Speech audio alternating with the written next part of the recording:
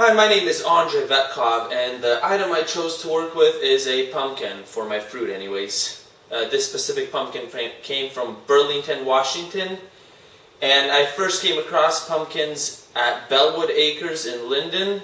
Every year they hold a pumpkin patch, which I take my kids to. Great place. I have never had anything related to pumpkin, and I'm really excited to try this pumpkin bread I'm going to make. This pumpkin was purchased at Custcutter in Bellingham, Washington, located on Meridian Street.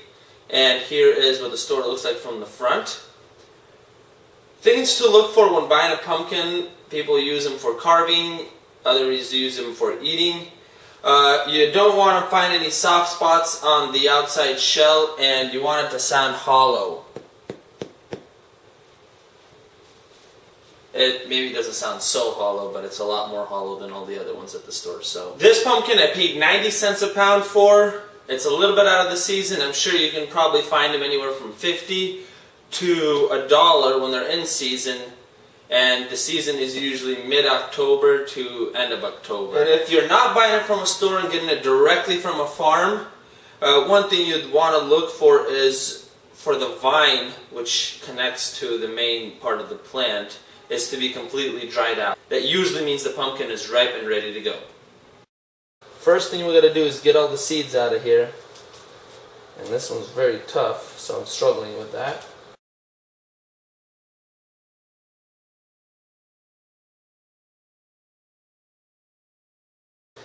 So your pumpkin should look something like this inside. We're going to put it on a cooking sheet on a pan and stick it in the oven for about 40 minutes at 400 degrees. Alright, so we baked the pumpkin, and now the skin should just peel right off of it.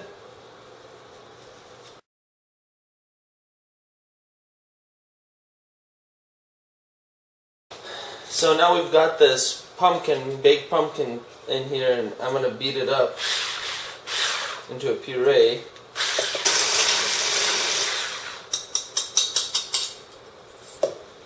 So first thing we want to do is preheat the oven to 350 degrees, and we want to oil up or grease this pan.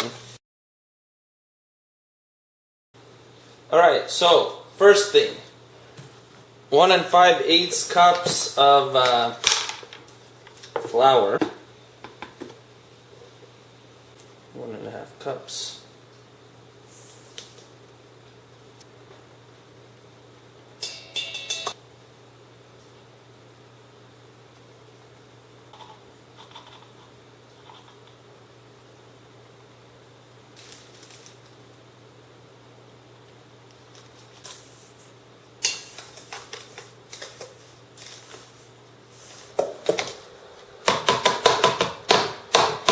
So here we go, a pumpkin of. Then we need 1/3 cup of water, 1/2 cup of vegetable oil,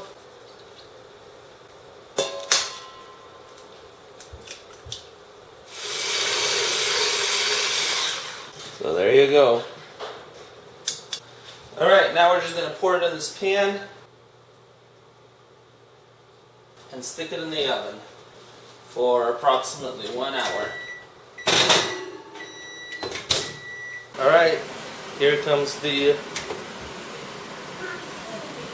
pumpkin bread. Yum, yum, yum. Alright, so it's done baking, and pumpkin's not as bad as I imagined. It tastes a lot like cinnamon banana bread, almost. So for my grain, I'm using a jasmine long grain rice, and what I'll be making is it's kind of a dessert. It's a rice cake, and we'll be using this rice cooker to cook the rice. And then we'll be adding other ingredients and baking it. And I'll get more into the details of what this rice is used for as we go through this rice. So first we're going to put 2 of these cups, 2 cups of rice. So the next thing we're going to do is we're going to rinse this rice. So you just want to pour water in there and wash it. I don't even know if I'm doing it right, but I think this is how you do it.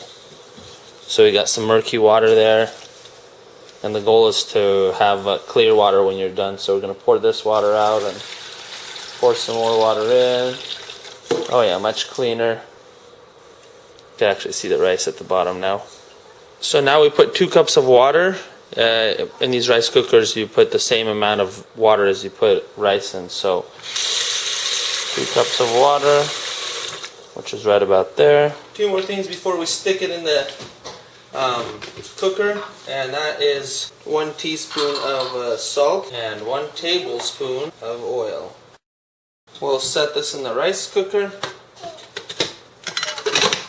And steam comes out of here, so if you're using this, you want to be using it next to a fan. Turn the fan on, and the rice is cooking. Now that the rice is cooked, about 2 cups of rice.